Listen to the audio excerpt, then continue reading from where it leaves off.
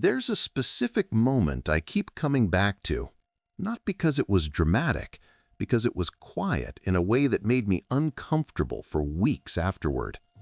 I was sitting with a stack of research papers. This was maybe 3 years into my real obsession with how the mind constructs reality, and I hit a study from 1966 that stopped me cold. Not because the finding was new, because the finding was obvious, and I had been ignoring the obvious for most of my adult life. Julian Rotter, a psychologist who spent years doing something most researchers consider boring, measuring a single trait across hundreds of people, published something that should have restructured how we teach children, how we design schools, how we talk to ourselves in the car. He called it locus of control. And the reason I keep coming back to it is because once you see it, you can't unsee it. You start seeing it everywhere, in the people around you, in the patterns that keep repeating in your own life, and eventually, if you're honest, in the exact mechanism that has been shaping everything you've built and everything you haven't. That's where this video starts. And if you stay with me through the end, you're going to leave with something you can use tonight. Not a mindset tip, a structural shift, the kind that changes what the subconscious actually generates. Because here's the thing I need you to hold on to right now, and I'll come back to this from a dozen different angles before we're done. You are not failing to create the life you want. You are creating it perfectly. The subconscious doesn't fail, it executes. The question is what program it's running.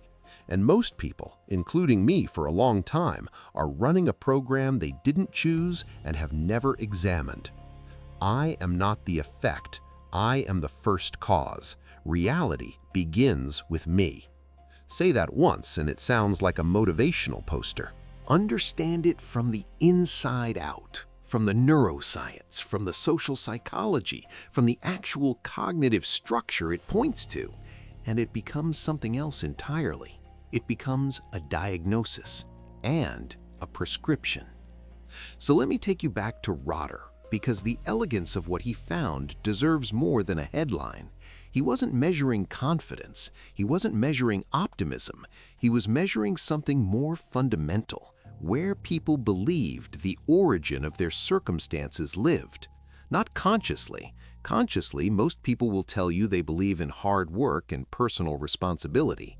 He was measuring the operating assumption underneath the conscious layer, the one that runs the automatic responses, the one that decides, without asking your opinion, whether a setback means recalibrate or collapse, whether a door closing means reroute or stop.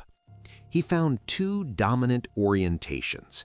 People with internal locus, they experience their outcomes as primarily caused by their own actions, decisions, and mental states. And people with external locus, they experience their outcomes as primarily caused by circumstances, luck, timing, other people, the economy, the government, God, fate, whatever the available explanation was. Now here's what made the data disturbing rather than interesting. It wasn't just that internal locus correlated with better outcomes. It was the degree of the correlation and the fact that it cut across virtually every life domain simultaneously. Higher income, better health markers, longer relationships, faster recovery from depression and trauma, greater resistance to learned helplessness. The people with internal locus weren't living better because they were smarter or more talented. In many cases, they weren't. They were living better because their subconscious was running a fundamentally different operating system, not the OS of someone who responds to reality, the OS of someone who generates it. And this is where I need to make a distinction that most people miss when they first encounter this concept, because if you miss it, the whole thing collapses into self-help platitude and becomes useless. Internal locus of control is not the belief that you can control everything. That's not what Rotter found, and that's not what the data supports. People with strong internal locus have failures, they have losses, they face circumstances entirely outside their influence. The difference is not control over outcomes. The difference is the default position of the self in relation to reality. Are you, by default, the thing that reality acts upon, or are you, by default, the thing from which reality originates? One is an effect, one is a cause. And what I've come to understand, and what took me embarrassingly long to understand, is that this isn't a philosophy, it's not an attitude, it's a cognitive structure, an installed program. And that matters enormously because installed programs can be uninstalled. You are not fundamentally one or the other. You were shaped into one, and you can reshape into the other. Albert Bandura. If you've spent any real time in psychology, that name already carries weight. If you haven't, understand this. Bandura is arguably the most cited psychologist in the history of the discipline. Over 400,000 academic citations, more than Freud, more than Piaget, more than virtually anyone. And he spent his career proving one thing in so many different contexts and with so many different populations that by the end of it, the evidence was essentially incontrovertible.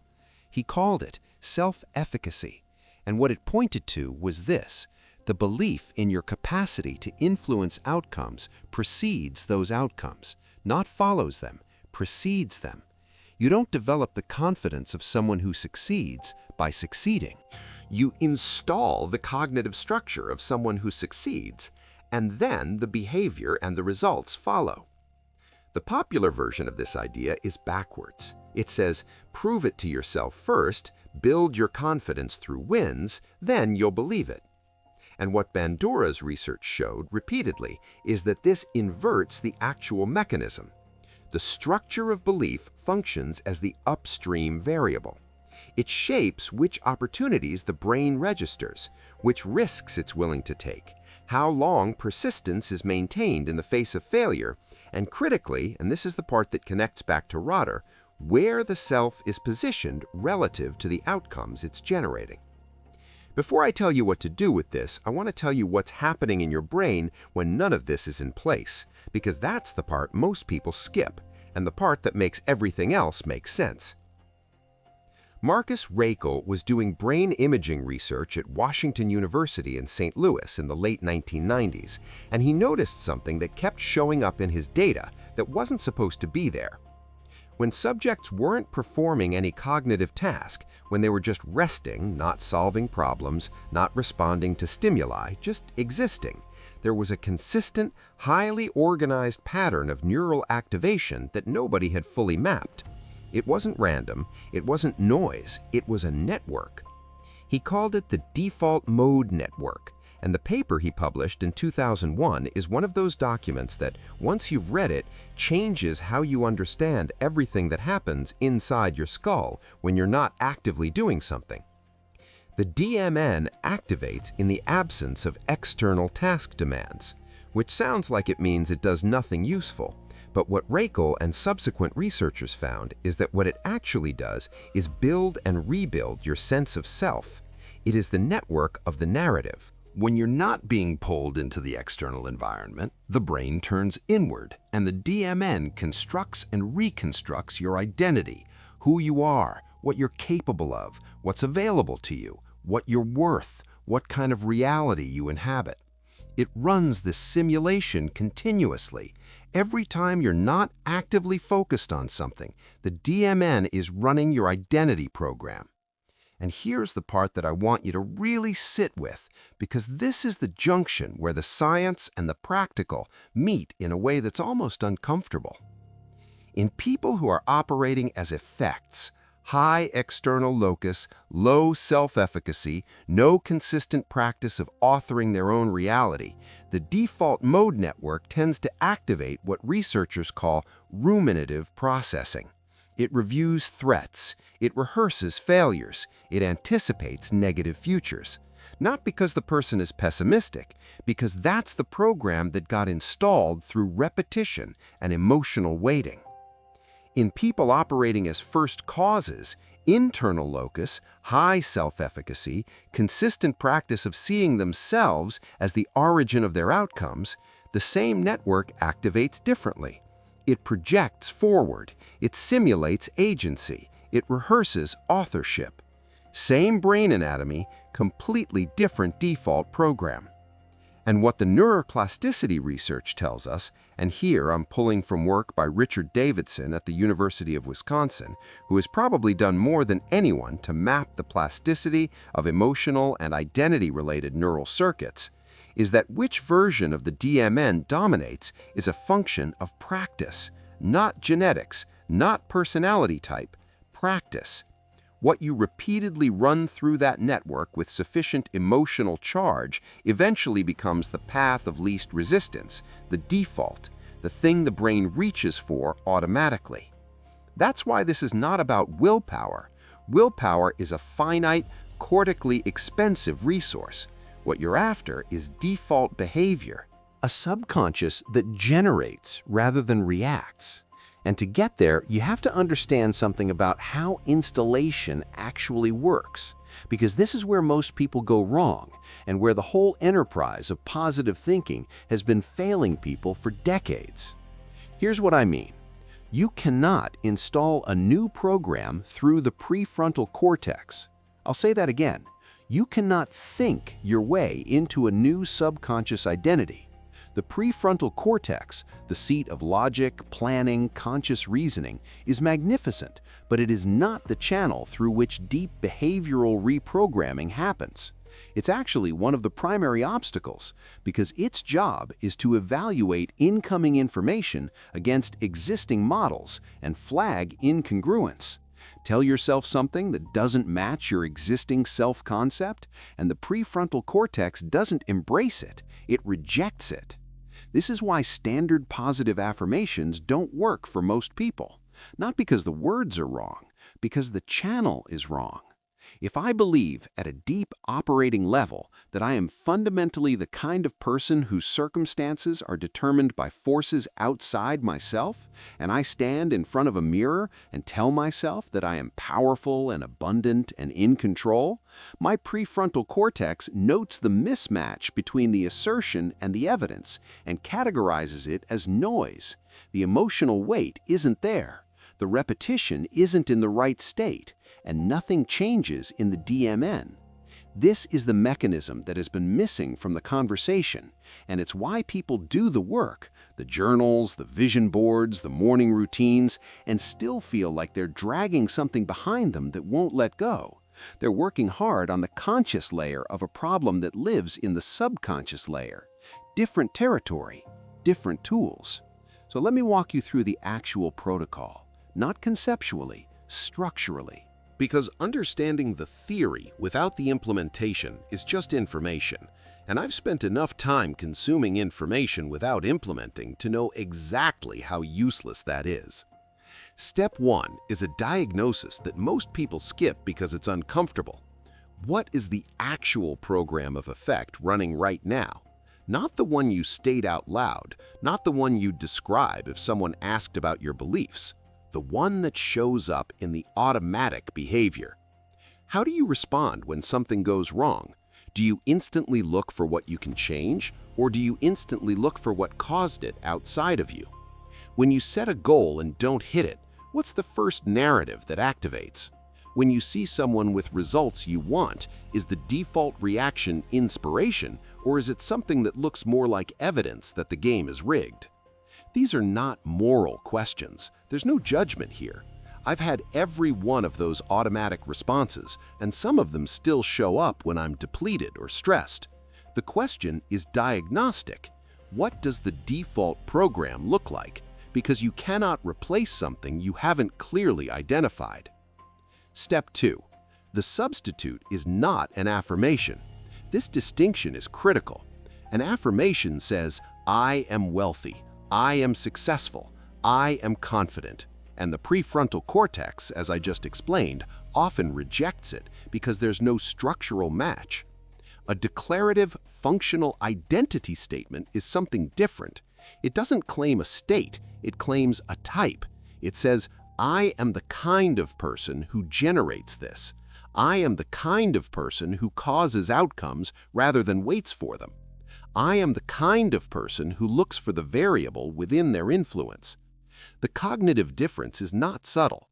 Claiming a state that doesn't yet exist triggers incongruence detection. Claiming a type is a reclassification of self. It shifts the identity category, not the current evidence. The brain handles those two things differently. Identity-level beliefs activate different circuits than state-level beliefs. And what you're trying to install is an identity-level structure. The first cause is not a condition you achieve, it's a category you occupy. Your language needs to reflect that. Step 3. And this is the piece that gets skipped most consistently because it sounds too physical, too simple, too disconnected from the cognitive work. Somatic anchoring. Amy Cuddy's research at Harvard, published in Psychological Science in 2010, showed that 2 minutes of expansive posture reduced cortisol levels by approximately 25% and increased testosterone by approximately 20% in study participants. Now, I know her replication numbers have been contested in some subsequent studies, and I'll acknowledge that honestly. But what the broader body of research on embodied cognition confirms, work by researchers like John Bargh at Yale and Antonio Damasio's entire decades-long project on how the body and brain co-construct emotional states, is that the body is not a passenger in the identity construction process. It is an active participant. Posture and breath and muscular engagement are upstream variables in how the brain classifies the self in any given moment. When you want to install the identity of a first cause, you don't just think it, you physically inhabit it. You stand the way that person stands. You breathe the way that person breathes. You let the body become an anchor for the identity, and you use the physical state as a consistent trigger. Every time you go into the installation practice, you activate the posture first. You're building a two-directional circuit. The identity shapes the body, and the body reinforces the identity. Step 4. This is where it actually gets installed. Not rehearsed, installed. Everything I've described so far is preparation, cleaning the channel, choosing the program, anchoring the body. The installation itself happens in theta. Theta brainwave state, the neural frequency between approximately 4 and 8 Hz, is the state the brain enters in the hypnagogic window, that threshold between waking and sleep. It's also accessible during certain deep meditative states and in the first minutes after intense physical exertion when the nervous system is parasympathetically dominant. What makes theta critical is that it's the state of maximum subconscious receptivity. The prefrontal evaluation circuit is functionally offline. The critical filter that rejects incongruent input isn't running at full capacity. And what you expose the subconscious to in that state, repeatedly with emotional weight attached, gets written into the operating program without the usual resistance. This is not magic. This is basic neuroscience. Raichel's research on the DMN, combined with decades of research on hypnagogic state learning and what researchers call state-dependent memory consolidation, tells a consistent story. The subconscious learns in specific states, and theta is the most accessible of those states for deliberate programming. What you run in that state is the declarative identity of first cause, not affirmations, not desires, not wishes. The identity statement, felt from the inside as already true. You're not asking, you're not hoping, you're installing. And you do it every single night, in those minutes before sleep, with your body anchored in the expansive posture, with the functional identity declaration repeating not as words, but as felt experience. This is the difference between people who read about this stuff and the ones whose lives start moving differently. Not knowledge, implementation, repetition, state. Now, here's the part I want to stay on for a moment, because I think it's the most misunderstood aspect of everything I've said. And if you miss it, everything else becomes just another technique in a drawer full of techniques you've tried and abandoned. The first cause state is not a tool for getting specific things. That framing, I want this outcome, let me install the subconscious for it, is still running the program of effect. It's still the self positioned as a recipient, just trying to receive a better delivery. What you're actually after is a structural shift in the self's relationship to reality itself.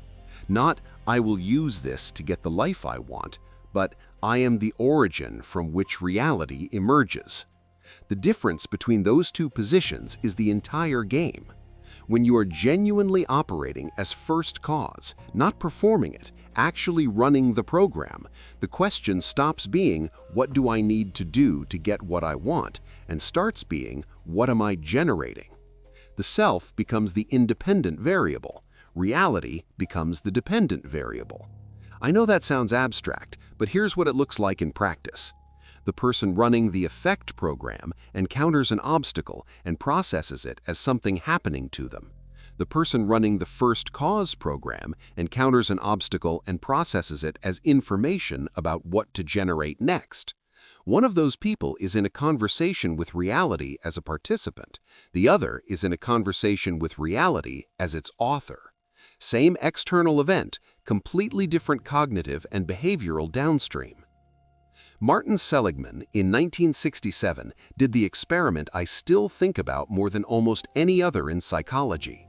He and his colleague, Steve Maier, placed dogs in a situation where they received mild electrical shocks that they had no ability to stop or escape.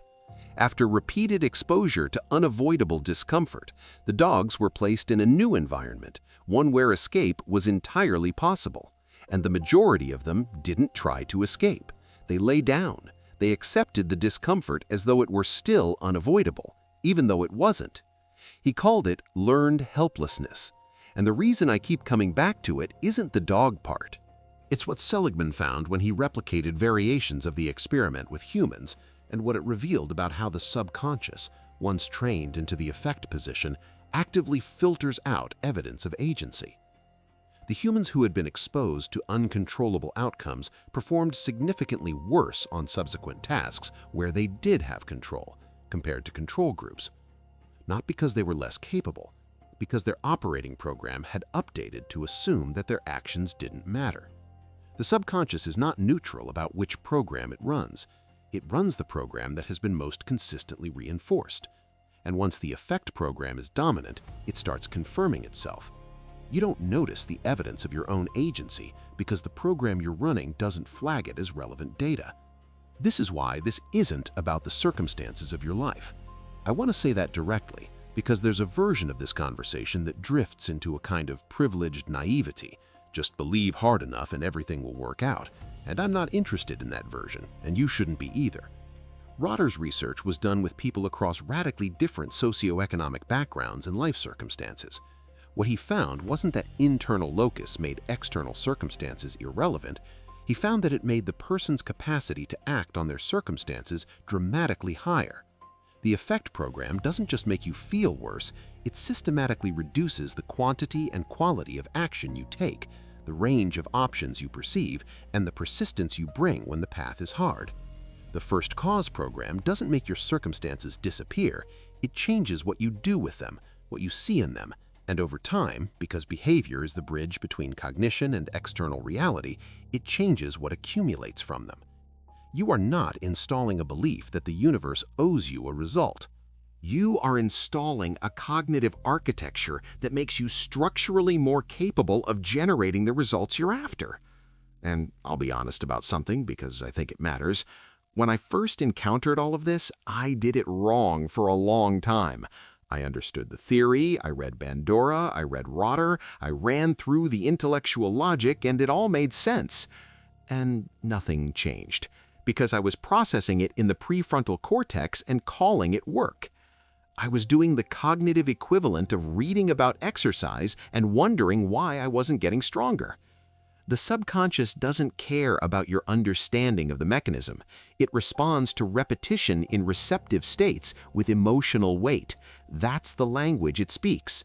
And until I stopped being intellectually interested in the concept and started doing the actual unglamorous nightly work of getting into Theta and running the installation, everything I knew was just content.